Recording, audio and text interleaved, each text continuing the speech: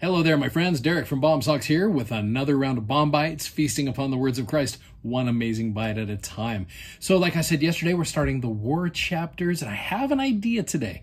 I want to try something a little bit different with you guys, just to play around, just to keep it kind of exciting.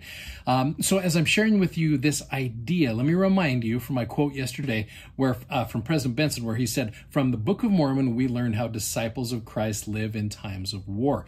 So you're going to see so many different wonderful lessons about how to spiritually fortify yourself, how to handle things when you've got someone stirring up people to anger. All of those things. There's so many different things that are so applicable today. In fact, I think the war chapters may be more applicable to us than maybe any other chapters in the Book of Mormon. Just my opinion, but you'll see why I think that. The cool quote I came across a few years ago, kind of an obscure quote from Bishop H. Burke Peterson several years ago in the Ensign. Here's what he said, because the question was posed, why is there so much war in the Book of Mormon? Well, we have experienced, as long as our minds will let us remember, war in various parts of the earth on which we live.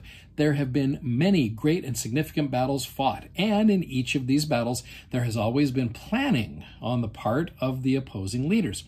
Now, there is a very real conflict going on in the earth, more real than any battle that we read about or participate in on this earth. And this is the battle that is going on between the forces of good and the forces of evil. You remember yesterday how I brought up the idea of looking at the war in heaven and how that can very much show us how disciples of Jesus Christ live in times of war, and that the battle has simply just changed battlegrounds. Here's the second part of this quote. Every Thursday morning in the temple, and this is the way it was back then, I'm not sure if this is still what happens, these brethren of the First Presidency and the brethren of the 12 meet and discuss plans whereby we might overcome his influence on the earth. I am confident that in every stake in the church and in every mission likewise there are like meetings held, and if you please, battle plans, where great stake presidents, great priesthood leaders meet and discuss ways to overcome the advancements of Satan.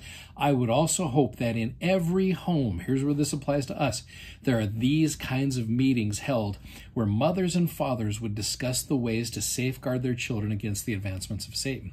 This quote was given over 48 years ago and is still so applicable today. So what I thought I would try today is we're going to go over a bunch of battle strategies. There are so many stories here, so many great stories. I will not have time to go through every single one of these stories the way I would like.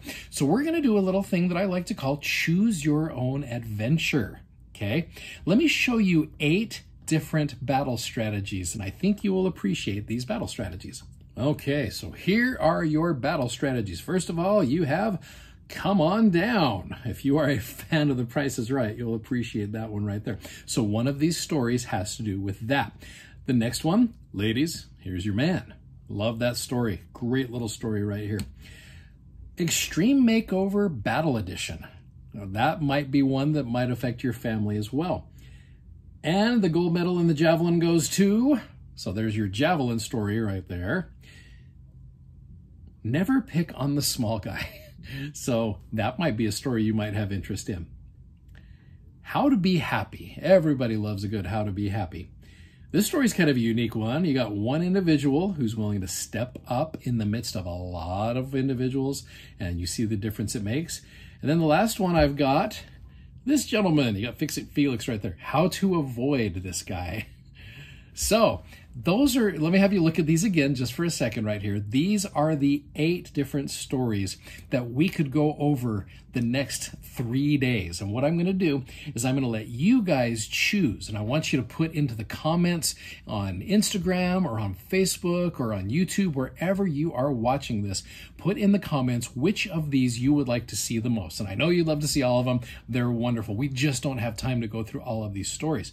But pick one that you think would most benefit you or most benefit your family, and just see where maybe this could be of benefit to you. So pick one, put it in the comments, and what I will do is I'm going to watch the results coming in today, and then I'm going to hit tomorrow. So today is a Tuesday, so I'm going to watch it coming in for today, and then you're going to have Wednesday, Thursday, and Friday. And if I'm feeling adventurous and if I've got some time, because we all have time, right, I may even sneak a couple in for Saturday and Sunday. We'll see how it goes if I get enough responses. So if you want me to do that, bring in a whole bunch of responses, and I will be happy to do so. So the ones that get the most amount of votes are going to be the ones that I'm going to focus on these little stories right here. So anyway, I hope that helps you out. That gives you an idea maybe for some stories to do as you're going through. Remember, these stories will absolutely bless your life. Now, I want to finish up with a cool little quote here from Gordon B. Hinckley. So, wonderful President Hinckley said, "There is a war that has gone on since before the world was created and which is likely to continue for a long time yet to come. That war is the war between truth and error, between agency and compulsion, between the followers of Christ and those who have denied him. His enemies have used every stratagem in that conflict. It is as it was in the beginning. The victims who fall are as precious as those who have fallen in the past, and it is an ongoing battle.